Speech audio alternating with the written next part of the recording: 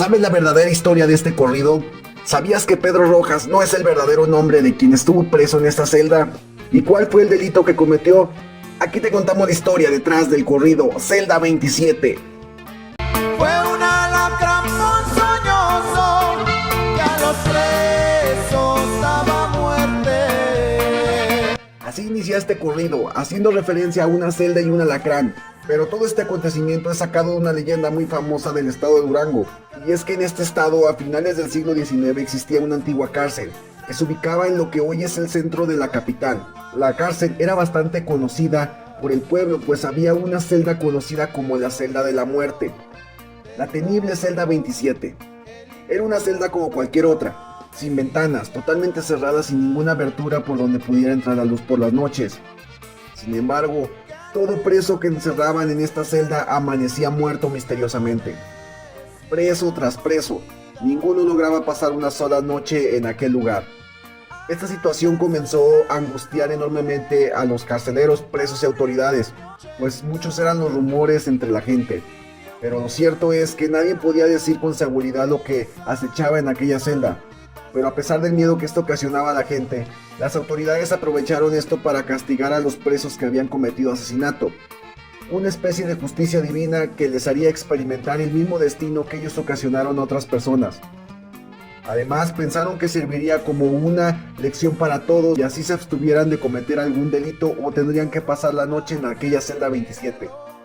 Las autoridades tomaron la decisión de conceder la libertad al preso que pudiera pasar una noche en esta celda y descubrir qué ocasionaba las muertes.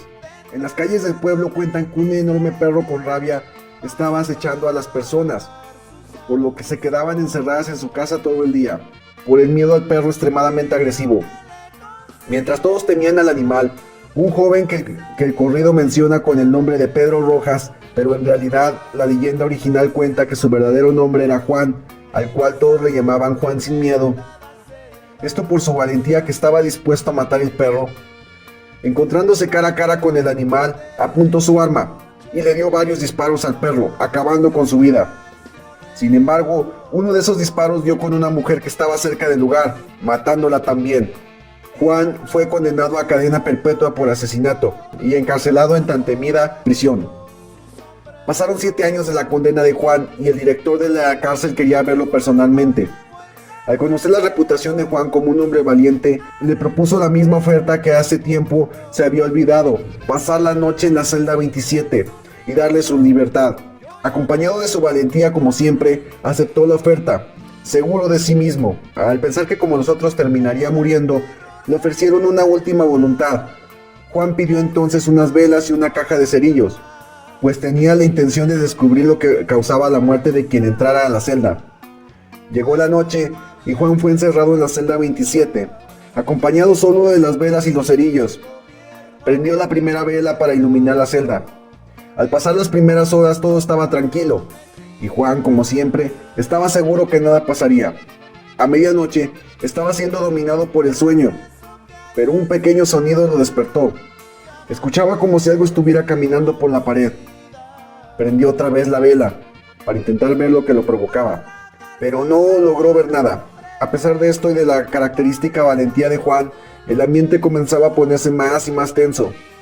Juan tenía la sensación de que algo lo estaba acechando, pero siempre manteniéndose oculto entre las sombras. La persistente sensación de que algo lo estaba acechando dominaba su cabeza, y recordaba cómo los otros presos se arriesgaban a pasar la noche en ese mismo lugar, esperando ver la luz del día siguiente, y que lamentablemente nunca llegaban a ver. Era las 3 de la mañana, y Juan permanecía sin dormir, pues la presencia de lo que fuera lo que lo estaba acechando lo mantenía despierto. Prendió la última vela, y siguió esperando el momento en que llegara el día para poder salir de esa pesadilla. Cuando la vela se estaba extinguiendo, volvió a escuchar ese extraño sonido, como si unas uñas muy afiladas estuvieran rasguñando las paredes de la celda.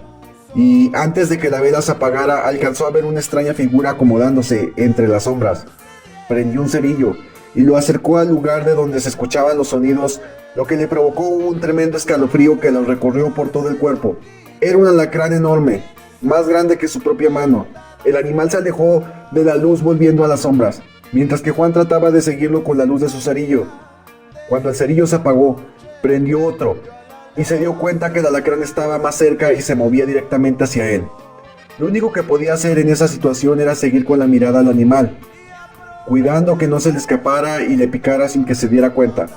Cuando se apagó la luz, con sus manos temblorosas trató de encender el último cerillo que le quedaba. Fijando su mirada en la pared, se percató que el enorme alacrán había desaparecido.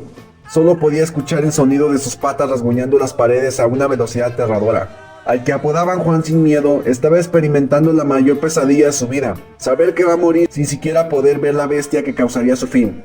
Para la mala suerte de Juan, el cerillo se estaba apagando y no lograba encontrar al alacrán, pero el sonido de sus patas rasguñando la pared parecía hacerse cada vez más fuerte para él.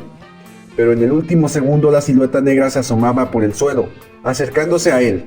Entonces el cerillo se apagó, agarró rápidamente su sombrero y tapó con él lo que había visto, esperando haber atrapado con él al alacrán. Se pasó el resto de la noche en la misma posición sosteniendo el sombrero, firmemente contra el piso para que el animal no se escapara. A la mañana siguiente, los guardias, seguros de que Juan había muerto, llevaron una camilla hasta la celda 27. Grande fue su sorpresa cuando se dieron cuenta que Juan seguía vivo, pero en una extraña posición. Este les contó lo que pasó en la noche y les mencionó lo que había causado tantas muertes. Levantó su sombrero con cuidado y los guardias quedaron asombrados al ver tan enorme alacrán, de más de 30 centímetros que había atrapado. El alacrán se movió rápidamente escapando a su madriguera, pero ahora los guardias, sabiendo a lo que se enfrentaban, podrían atraparlo para evitar más muertes. Juan logró obtener su libertad después de 7 largos años y pudo regresar a su casa. Pero la pesadilla que vivió durante esa noche en la celda 27 nunca se pudo olvidar. Actualmente el alacrán de la celda 27 está puesto en la exhibición en el Museo Túnel de Minería de la ciudad de Durango y aún sigue impactando a las personas con su enorme tamaño. Y esta fue la historia detrás del corrido de la celda 27. Yo llamé